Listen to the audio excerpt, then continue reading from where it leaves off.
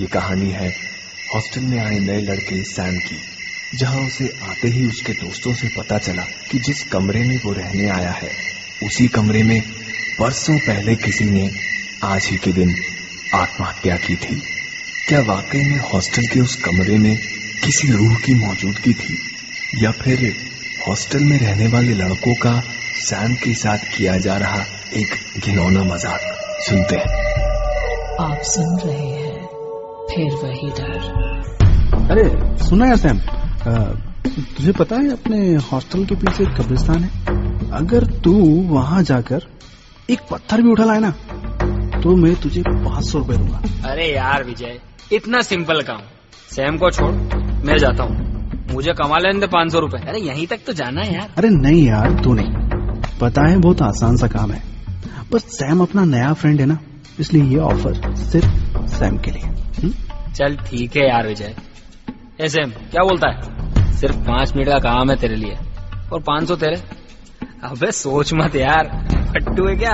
जा चला जा और 500 कमा ले, वरना मेरी तो लाइन क्लियर हो गई। ठीक है, मैं कब्रिस्तान जाऊंगा, पर पहले तुम में से किसी एक को वहां जाना होगा, और इसके लिए मैं 500 नहीं पूरे 1000 रुपए दूंगा। क्या बात कर रहा है? हाँ 1000 रुपए, पर कब्रिस्तान जाकर उस बड़े से बबूल के पेड़ के नीचे से एक फूल उठाकर लाना होगा तुम्हें। अरे बस चल, मैं जाता हूँ, लेकिन उसके बाद तुझे आना पड़ेगा। हाँ ठीक है, उसके बाद मैं भी कब्रिस्तान जाऊंगा।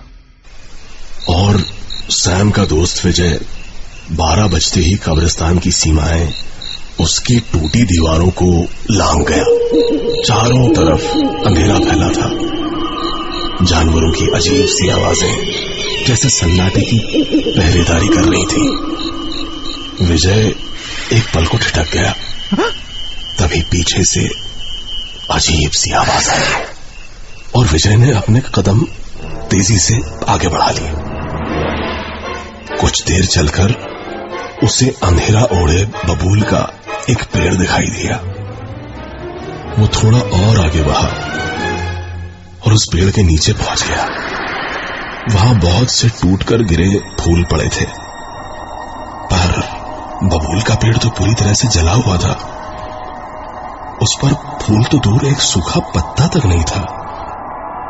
फिर ये बबूल के फूल पेड़ के नीचे कैसे आए? विजय को डर जैसे छूकर गुजर गया।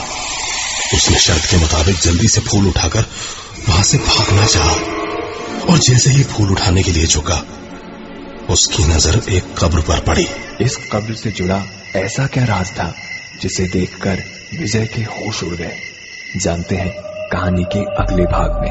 आप सुन रहे हैं फिर वही डर। ये कहानी है हॉस्टल में आए नए लड़के सैम की, जहां उसे आते ही उसके दोस्तों से पता चला कि जिस कमरे में वो रहने आया है उसी कमरे में बरसों पहले किसी ने आज ही के दिन आत्महत्या की थी। क्या वाकई में हॉस्टल के उस कमरे में किसी रूह की मौजूदगी थी, या फिर हॉस्टल में रहने वाले लड़कों का सैम के साथ किया जा रहा एक घिनौना मजाक?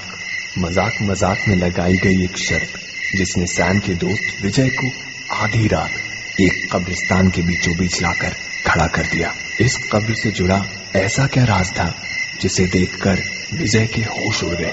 आइए जानते हैं। आप सुन रहे हैं फिर वही डर। उसकी नजर एक कब्र पर पड़ी।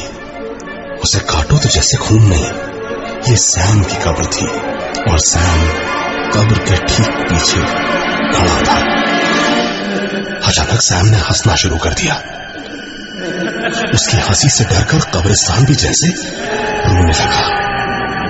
विजय चीखा, चिल्लाया, पर उसकी आवाज डर की हदों से बाहर नहीं जा पाई। सैम ने उसे घूर कर देखा और बबूल से लटक रही कुछ रस्सियों ने विजय की गर्दन को जकड़ लिया। धीरे धीरे विजय के पैर हवा में और आंखें बाहर आने लगी। अचानक एक झटके ने विजय को जमीन से 4 फीट ऊपर उठा दिया।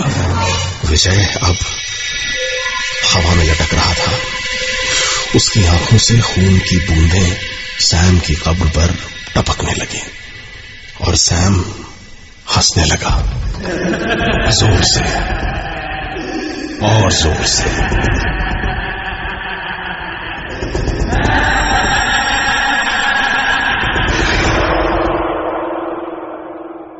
अगले दिन ना तो सैम हॉस्टल पहुंचा और ना ही विजय। कहा जाता है कि सैम की शक्ल और हुलिया उस लड़के से हूबहू मिलता था जिसने 7 साल पहले उसी हॉस्टल के उसी कमरे में खुद को पंखे से लटका लिया था।